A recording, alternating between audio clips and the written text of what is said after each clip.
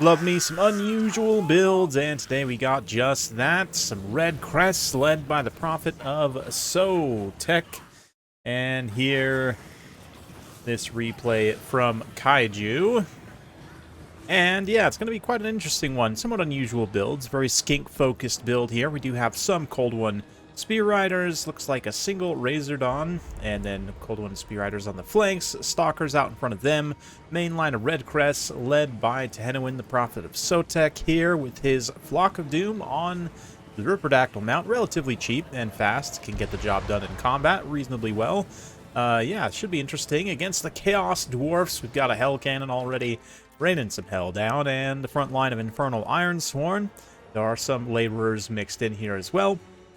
Fireglaves and Granite Guard blunderbusses. Is there, what, another blunderbuss hidden in here? No, just the two Fireglaves and the Granite Guard for some short-range burst. Chaos Dwarfs definitely seem better in the recent patches. In particular, the gun units, especially in this matchup and in other matchups, very, very good, Doc. But yeah, it's just in general have seemed pretty decent recently in some games I've seen. But the Red Crest obviously going to be significantly outclassed in terms of quality by the Ironsworn running in. They also eat facefuls of grenades. That unit in particular also gets blasted quite hard, but the Chameleon Stalkers at least just crush through the chaff out on the flanks. Tehenauin lands on the Hell Cannon to shut that down. And yeah, the front line of Red Crests, not really surprising, don't really do a lot. Red Crests are okay, but yeah, the relatively, you know, chaff tier units, even though they're a little bit more expensive than chaff. And they largely just die to the Ironsworn's grenades, but that does, you know, use up some, at least, of the Ironsworn's value. Let's see, as the Cold One Spear Riders are trying to charge in as well, looks like they're getting a little bit caught up. But the Chameleon Stalkers punch through, matched up against the Fireglaves. I think Fireglaves' armor should carry them here, but at least they'll be able to tie them down for some time. Tehenauin unleashing some nice Flocks of Doom. I really like him on the flying mount, actually. I think on the some of his mounts, he's pretty expensive. Even on the flying mount, he's relatively expensive. Just kind of a... I think even still to this day, Tehenauin pays a little bit of the hybrid character tax that was present in Warhammer 2 that doesn't seem consistently applied to characters in Warhammer 3. But anyway, yeah, on this mount with just the one spell, he is reasonably cheap, can fly around, kind of cast where he needs to, jump into combats to support various things, and right now with all the guns being occupied, he's not at too much risk of just kind of hanging out here for a minute and throwing some Flocks of Doom around. Got some Cold One Spear Riders also maneuvering to try and find another flank here to get in, try and shut down like the Fireglaves and so forth. Yeah, Granite Guard with the Chameleon Disruption kind of pulling some units to the side here, and also creating some hammer and anvil opportunities. Beautiful Flock of Doom timing with the charge of the Cold One Spear Riders. You can see the Ironsworn a little bit slow, but eventually do get in there. I like the teal color scheme for the Granite Guard's armor as well. That looks quite nice. And these Chaos Dwarf Warriors mixed in here as well. Yeah, they definitely are better than in the past. Those, yeah, those Cold One Spear Riders actually do get shut down pretty quickly. I guess they are the anti-large variant. 850 cost ones would have been a little bit more cost effective here, obviously, but can't always know that your opponent's not going to bring any large, which the Chaos Dwarfs did not bring here. But now we're getting to a situation where we've got multiple Ironsworn kind of getting kited out a little bit here. Skink Skirmishers, not even Chameleons here, very cheaply generating value, even though it's not a ton of damage. It adds up over time. The Lizardmen are going to be doing a lot more legit damage. And, you know, we've got a second wave of some Red Crests coming in, saturating, and the Chameleons as well, continuing to just tie things down. They're going to be doing a little bit of damage over time, but mostly just, you know, saturating these guys, poisoning them, wearing them down, and then Tehenauin's probably the one doing a lot of actual damage here. Yeah, he's almost 2,000 damage value already, and we'll have to look at his cost after the fact on this mount with this particular setup here. What's he got? Focus Instincts as well to stop Rampage, which I don't actually think he has anything that has Rampage here. Maybe Cold One Spear Riders? I forget if that's one you can actually like buy or not, but anyway, yeah, he does have his item here, give poison, extra charge bonus, so pretty good stuff. relatively cheap, I think, but we'll have to see. But yeah, getting kited out here, I mean, balance power pretty significantly against the Lizardmen.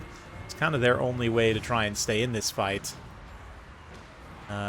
Yeah, the Sorcerer Prophet also still being quite healthy. He's been able to get some value, but the Burning Heads, because those the red crests were broken so quickly, he really hasn't had great targets with those Burning Heads. Like the loose formation, you know, 400 cost Skate Skirmishers are not a very efficient target. Like, it's probably the one you should actually be targeting right now with that Burning Head. But yeah, what else has he got here? Flaming Sword, Cascading Fire Cloak's also pretty decent, but yeah, Tehenauin now kind of teaming up with some of the remaining Cold One Riders.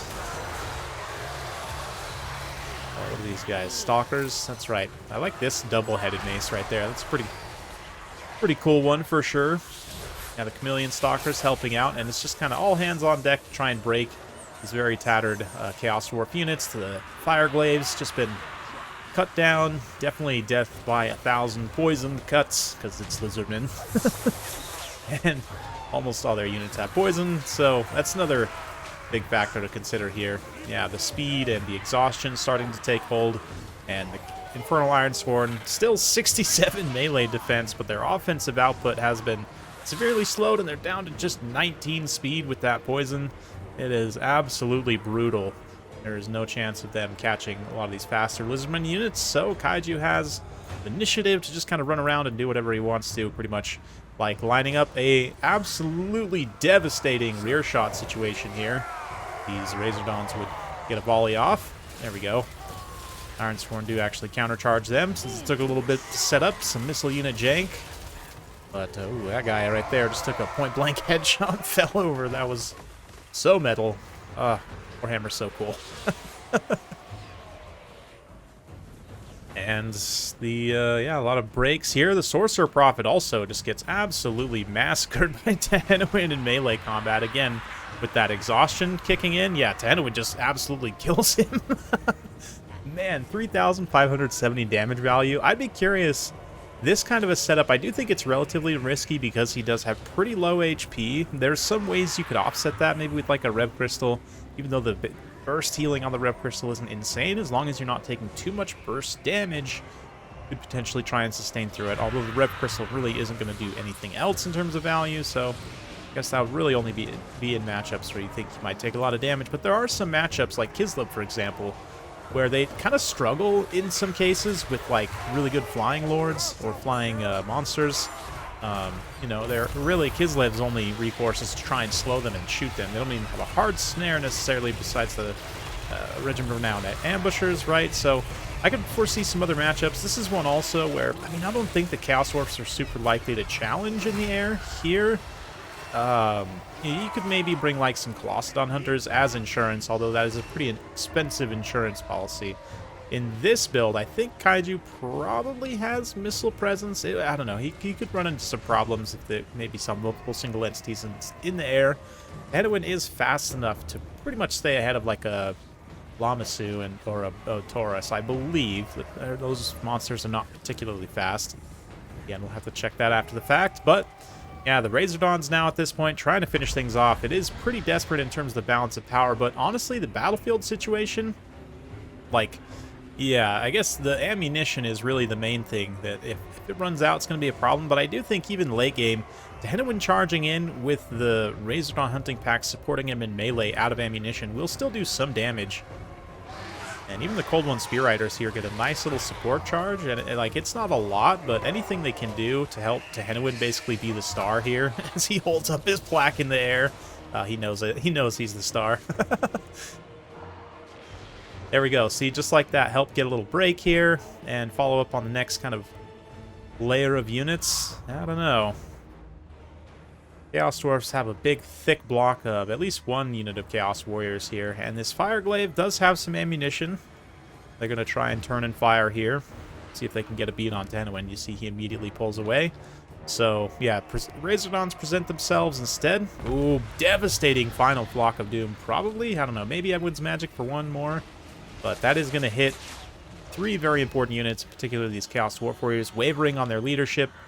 They throw that last volley into the Fire Glaives just to break their leadership as well, so even though that would have, you know, pure value-wise, better been thrown into the block tactically, you know, from a win condition perspective. The win condition at this point is absolutely finish those Fireglaves off so that Tehenauin can hero ball the rest of this.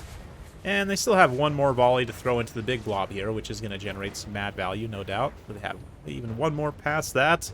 Yeah, 1,200 value on them, and then Tehenauin, is he going to cross 4,500? No, maybe, probably not quite, but still, he comes in with that charge, and yeah, Ounce of Power is going to flip like you've never seen before. Somehow it's still close to even, I guess just because there's still a decent amount of units here, but yeah.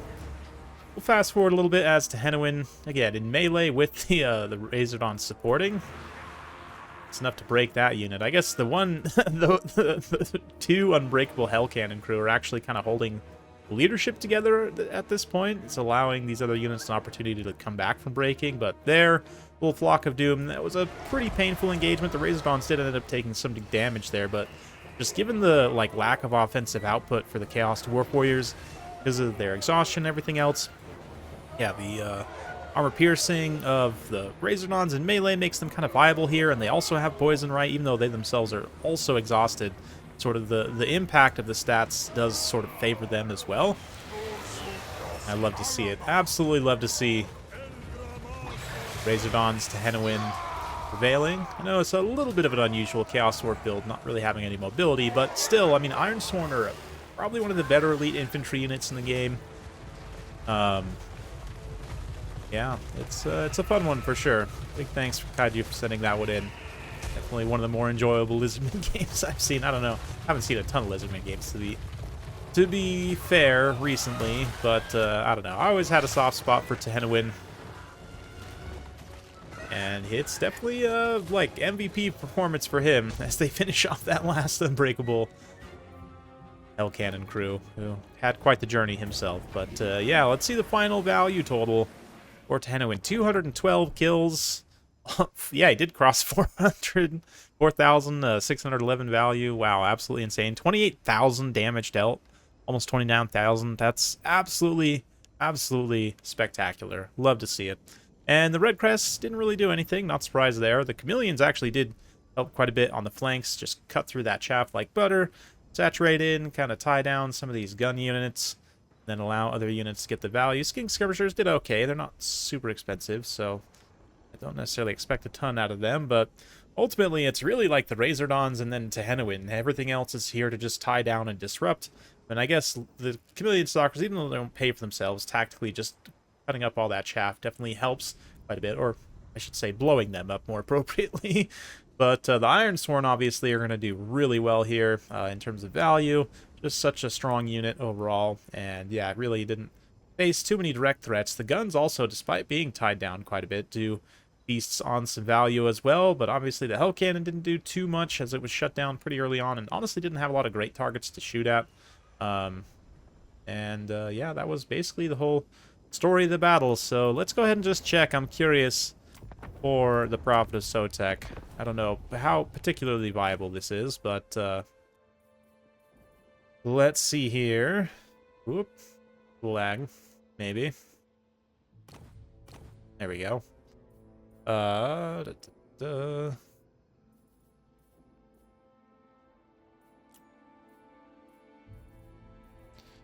Alright, so Tehenauin here, I mean, like I said, base cost, he is pretty expensive even for what he does. Like, he's got decent stats overall on foot, but 1,000 is just, you know, it's a lot to pay for a caster, kind of hybrid character like this. But we just take Flock of Doom and the Ripper. He does have, okay, so the Focus Instinct is something that comes with his base kit. I did forget about that. Yeah, the Blade of the Serpent's Tongue. Oh, okay, so that actually gives poison in an AoE, which is really nice. Was that actually affecting the Razordons? I thought it was maybe only the Razordon ROR that has poison innately. Okay, yeah, so that actually was affecting like those Razordons in the late game engagement there, giving them some extra poison. I do think that's generally pretty strong, even though a lot of Lizardmen units do have poison. Some of the, I should say most of the dedicated melee ones actually do not, unless they have like, you know, like a Howdah like a monster does. So we'll definitely grab that. Plaque of Sotek is also one that, I don't know, I think he probably had it, but if we're going to be spamming Flocks of Doom, it'll be pretty good uptime on that, you know, damage resistance.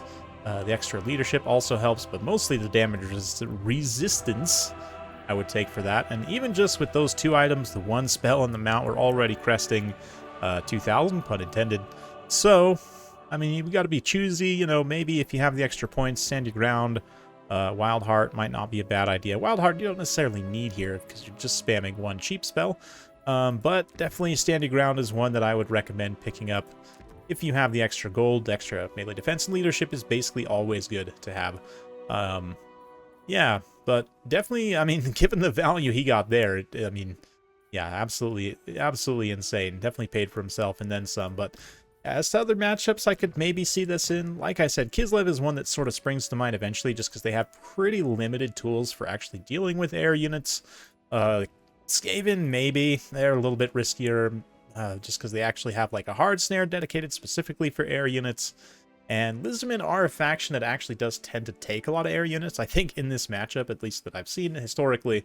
So it is something you should consider, at least as a Skaven player. On the opposite side, that means maybe less good in that matchup, but a lot of matchups, maybe even like Tomb Kings, I guess they don't have really much air at all. Although they're ranged, I mean, is it that much more threatening? Maybe less threatening in some circumstances. Depends on what they're defending with, like Sepulchral Stalkers. But anyway, you can go through the whole roster of matchups. Not going to necessarily do that, but you get the idea. So that's when I see something like this, a replay definitely triggers that sort of thinking of like, okay, what other situations could this apply that in? Because it definitely seems on the face of it, certainly very strong there. But I hope you guys enjoyed that. If you like this sort of content, be sure to like, subscribe, hit that bell notification button. Every time I upload a new video, you'll be notified. Thanks again. We'll see you next time.